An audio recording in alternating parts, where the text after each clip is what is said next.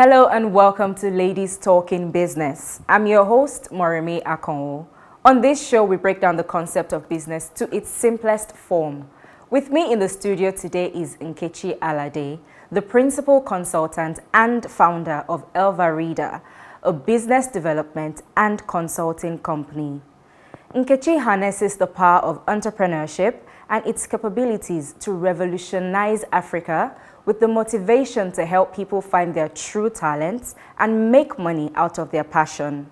She is a recipient of the 2021 Power Woman 100, a Tony Elumelu Foundation mentor, and has been selected to represent Nigeria at the Global Young Leaders Conference in the US. Happy to have you on the show today, Nkechi. Thank you so much. And thanks for joining us. You're welcome. Okay, so business coach. Let's get right into it. How would you advise that I place my business up on the global market? Okay, so before you can even play globally, you have to have what is called local domination to a large extent, right? You go from being known, right, in your own space to an unknown place. So before you can open up yourself to a global market, you're going to be asking yourself questions like, what exactly does it mean to go global? Global now means that you're dealing with a larger audience, different cultures, different people on a larger scale. So it means that you're no longer producing a product just, say, for example, for the Nigerian market. You're considering people of different ethnicities. You're trying to consider, okay, how do I get into this market? So you ask yourself questions like, should I do the distributorship model? Perhaps partner with local people in that area. If I'm going to be on social media, it means my language is going to change. It means that I'm going to position my brand in such a way that it is global. So even though I am in Nigeria and existing from Africa, I should be able to speak to a global audience, right? It means that I'm going to ensure that my product is going to be usable there. So I'm not going to go to a global market and sell something that is not relevant there. So what that means is that research would play a very major role before you go global. Right, I've seen a lot of businesses make that mistake and think that, oh, I just want to market my business to everybody in the whole wide world. First of all, global does not mean everybody. Global still means that you're going to intentionally pick the market you want to get into because you have found that whatever you are producing, be it a product or a service, there is a need for that thing over there. So remember, saturated markets are everywhere. Going global means that you're even going to an even bigger saturated market. So what is it that's going to make you compete with already existing brands in that location? So like I've said before, research is important. Who are you speaking to in that market? How are you going to get in terms of partnerships? Have you looked into the legal framework? Have you looked into money? Because, for example, you're in Nigeria, you want to go and sell in dollars. You know that a lot of things are going to be going on there. So you're going to look at your operations, you're going to look at your back end, you're going to look at your shipping costs. So a lot of things to consider. But like I said, start locally before you start trying to go global. So do you think there's a chance for anyone who hasn't, broken into the local market, in quotes, to make it globally? So there's something in business, right? It's very important for you to sort of start out with a small market, whether it's global or it's local. You have to start with a small size market. We call it beta testing. You're trying to test with a small market, see what happens there. Imagine you go and make a mistake on a global scale. How do you recover from that? It's an international mess up. It's an international mess up. It's easier and better for you to sort of start locally, make your mistakes, cover your face in shame, learn from those mistakes, document the mistakes and say, okay, you know what? This thing has worked well. Let's say, for example, in Victoria Island. Let's do Victoria Island. From Victoria Island, we can now include Ikoyi, then we talk about Yaba, Sule. I don't believe in just everything at once. When we work with clients, we try to roll out an execution plan gradually. Don't just go all out because you might miss it. That's why you see, you have too many dissatisfied clients that you cannot win back.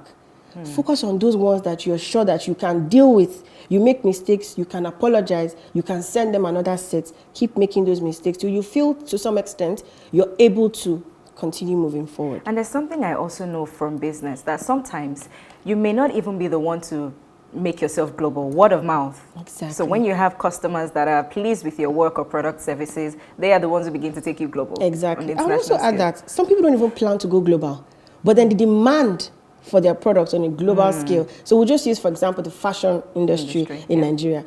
None of them might have decided to go global on their own. But then the demand is coming. People are calling from Canada, from the US, from the UK, and then they're asking, they want our products. So that's another ballgame entirely. So the demand is there. So what that means is that you now need to meet up your supply with the demand, which is more interesting.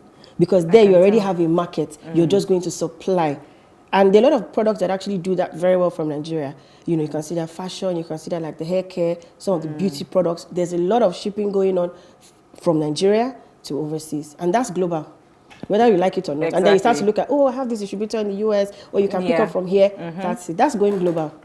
That's basically what really it means, being global. global. Yeah. Okay, so talking about running a business, there's something that I know is in troubles a lot of business owners: manpower. I know that it's a big deal. So even for a small business, let's even start with small business. I'm not even going to talk about the large corporations and all that. What should you look out for when hiring? I like that question so much. The reason is because when we first of all started, we didn't handle recruitment directly for clients, but we had to go into recruitment because we realized that there's no way you can build like a fantastic business plan, set up a business and have the wrong people and get to any promised land. You're not going to go anywhere. And I've also seen personally that when people are trying to hire for small businesses, they don't realize it's not the same as hiring for the multinationals or the bigger firms. You're a small business. You have to continue to remember that you're small for a reason. So why do I say that? You're trying to get people who align with your vision. So when you're hiring for a small business, you're not just looking at CVs. Anybody can pay for CVs these days. And it's not a bad thing. It just means you're trying to be tidy. But hiring for a small business is beyond your CV. So you're looking out for people who are disciplined, people who are diligent, people who believe in the vision of the brand, people who are competent, people who are hardworking, people who are not just motivated by money. People who want to see the success of the business, people who see themselves as a part of something. Now, where I'm going is that you hire more based on character than competence. See, you can teach people the work. Most small businesses, if we're being honest, most of them are not really sure where they are going until year 3, year 5, year 7. So what it means is that they need people who are ready to evolve, grow with them, people who have the character, people who are resilient. It's not the easiest to find. That's why you find a lot of small businesses, turnover rate is very high. They are constantly recruiting, replacing. That is because they have not defined what they are looking for. Another thing I would say is that most business owners, they just feel they just need to hire people, not specifically for the need the business has. Yes, you might need, say, you need a graphic designer or a social media marketer, but what exactly is that person going to come and do? The person gets into the office, there's no job description, there's no guide, there's nobody telling them what to do, and then the person is not performing. Unfortunately, they cannot perform because even the business owner has not done their own work in terms of being a good leader and setting in place processes, procedures, setting up somewhat of a HR department, even though it is just you. Business. Yes, you need to have some form of policies. You need to have some form of framework, what is going to be happening. Because people can come in. Remember, they are human beings trying to build their own career. They come in and then there's really nothing there. There's really nothing for them. They would leave you. And it seems as if I can't seem to keep anybody, but you haven't tidied your business up. The back end is not working. All right, thank you, Nkechi. We'll talk more on this after the break. Okay. We will be back for more conversations with Nkechi after the break.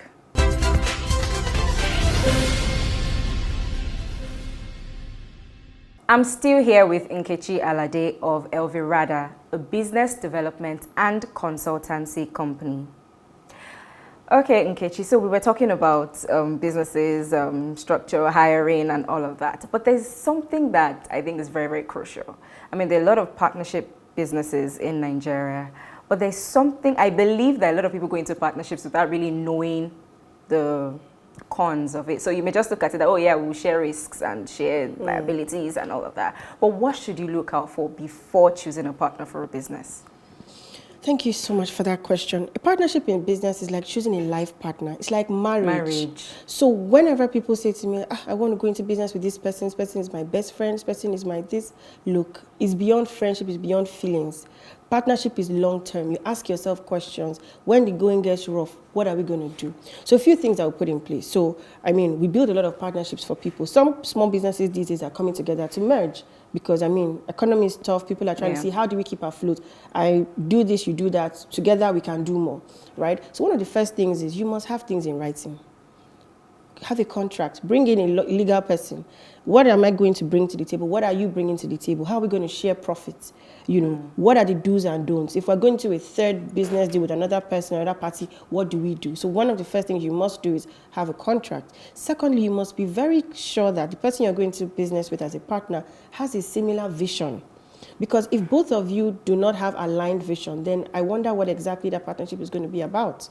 Because you must be in sync. That's why I said it's like marriage, right? It's like both of you, even if you have your arguments in the bedroom, right, or on the back end, when you come to the forefront of the business, they must see unity. Right, people that you're working with. So in terms of recruitment, in terms of contractors, vendors, there must be some form of unison. Then in terms of exit, that's another very important thing. If one party wants to leave or somebody has to go, you know, for voluntarily or involuntarily, what is going to happen to the business? How do you share things? It's always interesting when things are sweet in the beginning. Yeah. But you see, when things get sour, if they do, if you haven't had that conversation in the beginning, there'll be a lot of problems. That's where you see that there's bad blood. Oh, I want to tear this company down into two. I brought my blood and sweat. So that's why from the beginning, when everybody is still happy and excited, let's talk about those things and document them and, you know, keep it somewhere that it is safe. When it comes to bank accounts, who is the signatory? How do we share profit? How do we do? So those very important conversations, partnerships are beyond how you feel. It's beyond, you know, this person is my best friend, this person is my husband. I even believe that even if it's husband and wife, even things should be written you should down. write things down. Okay. Because when you go to CAC, they will tell you, put your names. They won't say we are a family. There's nothing like we are a family there. You put your name, you bring your ID card, everybody will sign. So the same approach should be used when you're going to a partnership. Okay, so now to my, I don't want to say my most important question, but it's a very important question. So how do you stand out in a saturated market? Okay, so a saturated market is an active market. So I think I really need to put that out there. And for a market to be active, you know what that means? It means the market is, something is happening, it's busy, right? It's working. So most markets these days are actually saturated, if we think about it. How many of them are how many monopolies do we have, really, if you really want to think about it? So it's like saying, how do I survive in a marketplace, in the regular marketplace that we're in every day? Everybody is selling almost the same thing you're selling. Exactly. Yeah. And the answer I would give you is, I would say it's really by being able to find your differentiating factor. And what is your differentiating factor? It's you. There's no other way I can say this in any other language, but it's for you to be able to discover what it is about you that makes you stand out. So I'll give you, you know, simple examples. Say the 10 people that are into, they all bake different breads, or they all make, let's say they all bake different brands of bread. Why should I buy this particular brand as against that one? It might be your form of marketing, right, that is unique to a particular set of people that feel like, there's something about this brand that resonates with me. So your story, right, is going to influence the kind of marketing that you get into, which is going to tell me more about who you are as a brand. So your story is important. Your story is so important. Your business. The market is too busy. People are no longer making decisions just based on how much it costs, you know, who is using it and all of that. But what is it about you that connects with me? People buy emotionally and justify with logic. That's standard. So if I'm going to buy from you, there must be something that's connecting with me. If you go into a supermarket, for example, why do you choose a brand? What do you think makes you choose a brand? Not every time you see the price on it that makes you pick it up. Sometimes just familiarity. Yeah. I like the feel you get when you go to the supermarket because there are so many different brands, but something makes you pick a brand. You might not have thought about it. It might have just been their advert or popularity, or you've always used it, or you don't want to waste your money, or their packaging, or you're watching TV and the way they were dancing, or the song just stuck in your head. Something just makes you pick a brand. So you want to be very, very strategic about knowing what thing you want to make people to pick your brand. Everybody can never be your customer. Standard. So, and as saturated as the market is, there's always space for everybody. Why? That's because everybody in the marketplace has a different kind of need. So you have to be clear on whose need you're satisfying and how you're satisfying that need. So I would say find your differentiating factor and make sure you model your business around it. Another thing I would say is your customer service is super important when you're trying to differentiate yourself in a saturated market. I wish we could even delve into customer service, but if we try it, we won't live here in terms of customer service in the Nigerian market and everything. It's something else. But talking about customers, I was going through your social media page the other day and I saw something interesting, and I'm going to have to make you talk about it. You were talking about customer comfort zone. Okay. Tell us more about it. Okay, so customer comfort zone is really where you just find that business owners are just comfortable. They are not moving away from their sort of get new clients. They're so chilled. They're so relaxed. So what usually happens is that, you know when they say your comfort zone, nothing grows there, but you're just very easy being there. It feels comfortable. You don't want to sort of get yourself stressed. And that's what kills a lot of businesses. So who are the people who make up that family, friends, those people that they've been your clients for years and years. You see, family and friends, they sort of form the foundation of most businesses. You start out with family and friends, and they start to grow branches. They refer their friends, who refer their friends. But if you're not, aggressive about bringing in sales, about lead generation, about networking, meeting new people, you remain in your comfort zone. And that's why I see some businesses, they are not growing. They are making sales, don't get me wrong, but they are not growing. But they don't realize that they are not growing. But it seems as if nothing is working. Your friends and family will only buy from you for so long. And people love it when businesses thrive. I'm sure you get excited when you go through a page and you feel like they're doing well.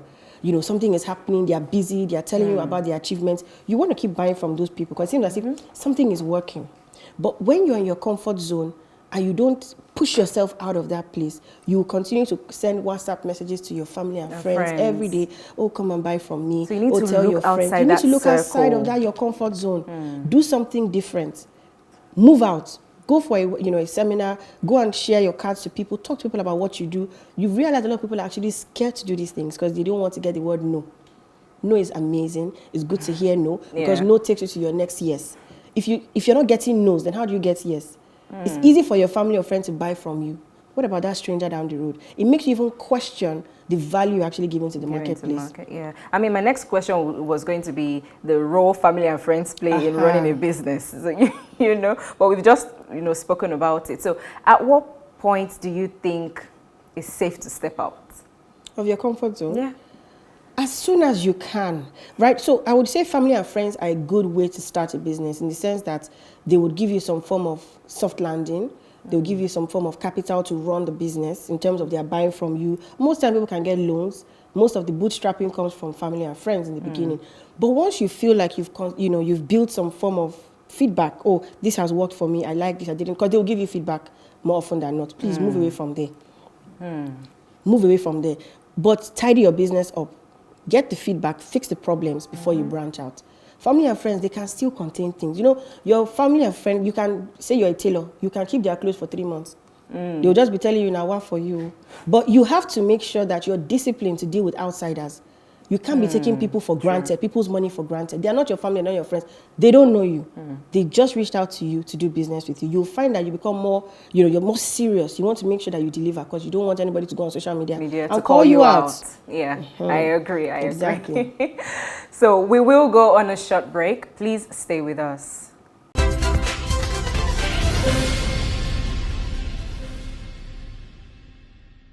Thanks for staying with us on Ladies Talking Business. We have been having conversations with a business coach, Nkechi Alade. So Nkechi, as a business coach, I know you have dealt with a lot of businesses. What changes would you like to see business owners make in running a business? So, I like to ask business coaches this a lot, and you'll be surprised that I hear similar answers a lot. But from your perspective, do you wish that these businesses knew better or know how to do better? Okay. So I'll use Alvarita as an example. When we started Alvarita, it was really to fix those fundamental issues that I personally found that businesses were struggling with. So you find that businesses have been existing, they're making money, and all of a sudden they're stuck.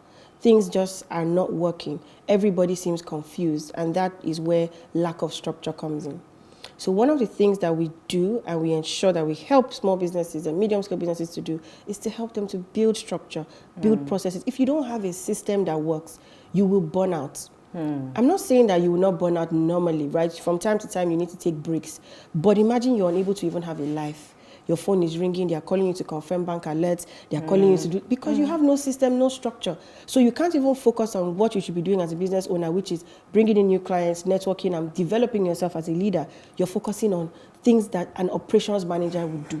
So a lot of business owners are not business owners, they're actually operations managers. That is the truth. They might have several staff, but they keep on micromanaging because there's no structure. Well, sometimes it could be from a place of we don't know who to trust, especially when it comes to money. That means you're hiring the wrong people and you're not putting systems in place. I'll be honest with you, no matter how many people you hire, look at the biggest companies in the world. Imagine if they were in the accounting department. It's not going to work. You have to make sure you build a system that works. Build people, create people that have a vision. No matter what you do, unless you want to be in the marketplace where you're just getting your money yourself, there's a difference between building a business that is successful and running an expensive hobby. A lot of people are running expensive hobbies, they haven't realized it because they don't even have books. That is part of structure. What kind of accounting are you doing? Are you even in business? Some people just get paid and next thing they've purchased a few things off social media. You're not in business, unfortunately. So putting in a proper system and structure would really help you as a small business, because every big business was a small business. Nobody just wakes up to become a big business. So there's no big business problem. I hear a lot of, oh, that's a big business problem. No, it's a business problem. If you really want to run a business, put in some form of structure. Make sure you take your customer service seriously. Because you see, one customer, I believe, is connected to 100 people.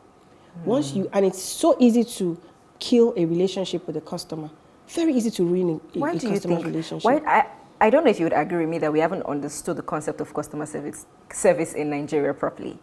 I don't know if you agree with me, but that's what I think. But why do you think that is a problem in this part of the world? So I think that I've actually thought about this thing a lot, because, I mean, customers should be your priority, right? Yeah. But then you find there's a lot of pride, I would say. There's a lot of ego. I'm a business owner, so why should I be talking to you? You should be talking to me like that. You know, the culture we're in is a culture that people want respect. Respect, And yes. if somebody's paying you 1 naira, they expect you to be humble. So some people are like, is it because of just, they want to put that just. Customer service, they've killed everything. They've already killed it all. So you have to understand that as a business owner, you must put the needs of your customer first. And that's why when we're talking about, you know, building a global business, and it's a local domination. As you're here in Nigeria, understand the culture. For example, we're in Lagos. There's a culture in Lagos. There's a Yoruba culture. I'm Igbo, but I'm in a Yoruba land. So what that means is that I must be able to understand the way the culture here works. If I really want my business to work effectively and efficiently, train my staff. What are the words that are allowed to be used in this company over the phone? What is not allowed to be used? In this company, we don't say this. In this company, we don't say. Sometimes when you even chat with people on WhatsApp, you're like, what did I do wrong? All I want to do is buy from you. It's as if you are now begging them to please respond to you. Sometimes they sent your order maybe with a dispatch rider, and then they're saying to you that I call the dispatch. How can I call the dispatch? The service is not complete until it gets to me, the customer. I have paid for all of these things. But because I feel that people are not just equipping themselves with the right knowledge. Yes, you own the business, but the customer's, satisfaction, customer's service, customer's needs should really be your priority. I agree. Finally, Nkechi, in your opinion, how do you think the government, and when I say the government, I mean the Nigerian government, can help small businesses, have better and easy access to market and infrastructure? What do you think they can put in place? Policies. They need to help the small business owner with favorable policies. Like in one area, so if you say policies. Economic policies. Look at the economy today, the Forex exchange rate. Businesses that are trying and depend on like Forex for business. Trust me, it's not easy. The rates are skyrocketing. Businesses are sinking. And guess what? The purchasing power of the people is not increasing. So what that means is that the business owner cannot increase their prices. So a little 15 naira difference on your price, people will stop patronizing you. So what that means is that the business owner is now struggling, okay, how do I reduce the cost of operation so that I can continue to stay afloat, keep my staff and pay their salaries and still satisfy the needs of my customer? So we need policies. We need them to help us with some form of, tax rebate, the VAT, things that are tough for the small business owner. Give us some kind of loans that we can pay back, over a good period of time with very interesting interest rates. So these are things that the government can help us with. It's not easy being a business owner in Nigeria. It is not. I've heard people say if you can run a business successfully in Nigeria, then you can run a business anywhere in the world. I believe you can even do anything. I believe you have a superpower. Because it takes a lot to be able to manage people. Every day you wake up with a new policy, you're managing to get your money, do your transactions, and still stay afloat. It's not the easiest, but the government can support us in more ways than one.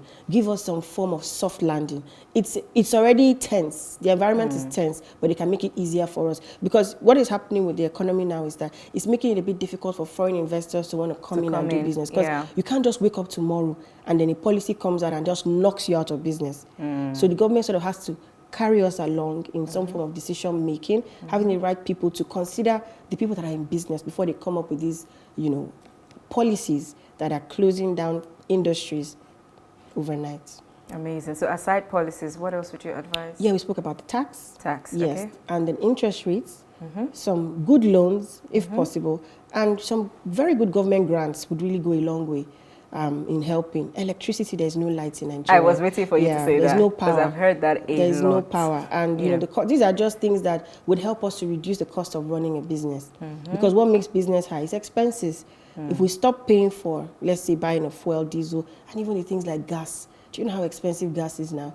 It's all So I over. heard. It's ridiculous. So imagine those in the food industry. What is it really costing them to make this food? So there are a couple of things that the government has to look into back end to sort of help the business owner to be able to even break even, if at all.